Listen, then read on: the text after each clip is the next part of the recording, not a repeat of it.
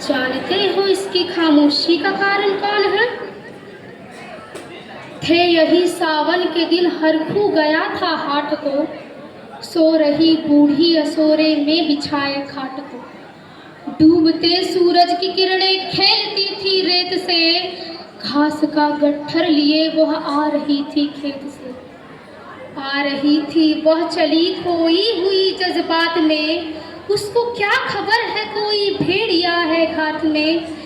होने से अभेग्न कृष्णा बेखबर राहों में थी, मोड़ पर घूमी तो देखा अजनबी बाहों में थी। चीख निकली भी तो होठों में ही घुट कर रह गई, छटपटाई पहले फिर ढीली पड़ी फिर ढह गई। दिन तो सरयू के कछारों में था कब का ढल गया, वासना की आग में कौमार उसका जल गया। और उस दिन ये हवेली हंस रही थी मौज में, होश में आई तो कृष्णा थी पिता की गोद में। जुड़ गई थी भीड़ जिसमें जोश का सहवाग था, जो भी था अपनी सुनाने के लिए बेताब था। बढ़ के मंगल ने कहा, काका काका तू कैसे मौन है? पूछ तो बेटी से आखिर आखिर वो दरिंदा कौन है? कोई हो भाइयों, कोई हो संघर्ष से हम पांव मोड़ेंगे नहीं, कच्चा खा जाएंगे उसको जिंदा छोड़ेंगे नहीं। कैसे हो सकता है? होने क्या कर हम टाला करें? हर वे दुश्मन बहू बेटी से मुंह काला करे। बोला कृष्णा से, बहन तू सो जा मेरे अनुरोध से, बच नहीं सकता वो पापी अब मेरे प्रतिशोध से। पड़ गई इसकी भनक थी ठाकुरों के कान में, वो इकट्ठे हो गए सरपंच के दालान में। दृष्टि जिसकी है जमी भाले की लंबी नोक पर, देखिए सुखराज सिंह बोले है खैनी ठोक कर। क्या कहे सरपंच जी, क्या जमाना आ गया, कल कलक जो पांव के नीचे था वो रुतबा पा गया। कहती है सरकार आपस में मिलजुल कर रहो, सुअर के बच्चों को अब कोरी नहीं हरिजन कहो। देखिए ना फिर कृष्णा है चमारों के यहाँ, पड़ गया है सीप का मोती गवारों के यहाँ। हर जैसे बरसाती नदी अलहर नशे में चूर है, हाथ मुट्ठे पर न रखने देती है मगदूर है। भेजता भी नहीं है ससुराल इसको हर हुआ, फिर कोई बाहों में इसको भींच ले तो क्या हो। आज सरयू पार अपने श्याम से टकरा गई, जाने अनजाने वो लज्जत जिंदगी की पा गई। हर वो तो मंगल देखता था, बात आगे बढ़ गई, वरना ये मुद्दा इन बातों को कहने से रहे। जानते हैं आप, मंगल एक ही मक्कार है, हर फूस की शापे थाने जाने को तैयार है। कल सुबह अगर गर्दन न बटी है बेटे बाप की, तो गांव की गलियों में क्या इज्जत रहेगी आपकी? बोली का लहजा था ऐसा, ताव सबको आ गया, हाथ मूछों पर गए, माहौल भी सन्ना गया। वह क्षणिक आवेश जिसमें हर एक बात तैमूल था, हाँ मगर होने को तो कुछ और ही मंजूर था।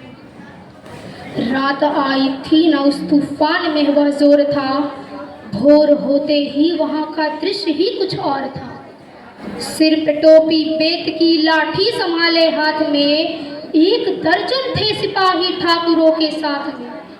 घेर के बस्ती कहा हल्के के थानेदार ने, जिसका मंगल नाम है वो व्यक्ति है सामने। निकला मंगल झोपड़ी का पल्ला थोड़ा खोलकर, एक सिपाही ने तभी लाठी चलाई दौड़कर। गिर पड़ा मंगल तो माथा बूट से टकरा गया, सुन पड़ा और फिर कहा, माल जो चोरी का था वो क्या किया? कैसी चोरी, माल कैसा? जैसे उसने यह कहा, एक लाठी फिर पड़ी और होश भी जाता रहा। होश खोकर वह पड़ा है झोपड़ी के द्वार पर, ठाकुरों से फिर कहा दरोगा ने ललकार कर, अरे मेरा मुंह क्या देखते हो, इनके मुंह पर थूक दो।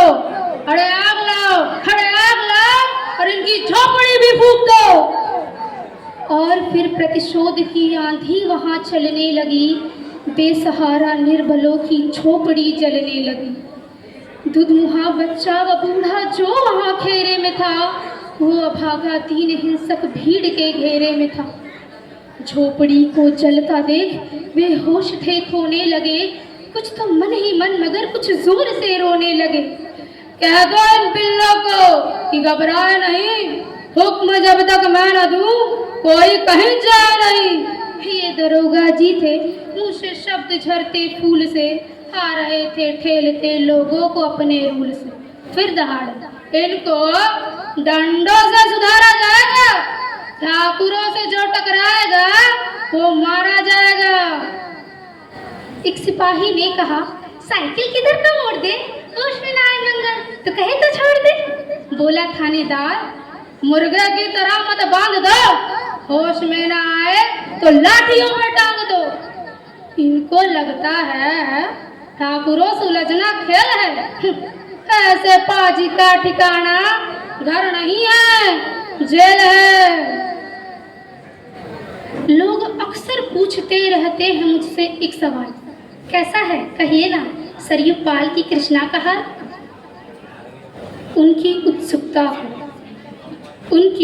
उत्सुकता को शहरी नग्नता के ज्वार को, सड़ रहे जनतंत्र के मक्कार पैरोकार को, धर्म संस्कृत और नैतिकता के ठेकेदार को, प्रांत के मंत्री गणों को, केंद्र की सरकार को, प्रांत के मंत्री गणों को, केंद्र की सरकार को मैं निमंत्रण दे रहा हूँ, आए मेरे गांव में, तट पे नदियों के घड़ी अमराइयों की छांव में। समय सीमा पार हो गई है, ये धन्यवाद।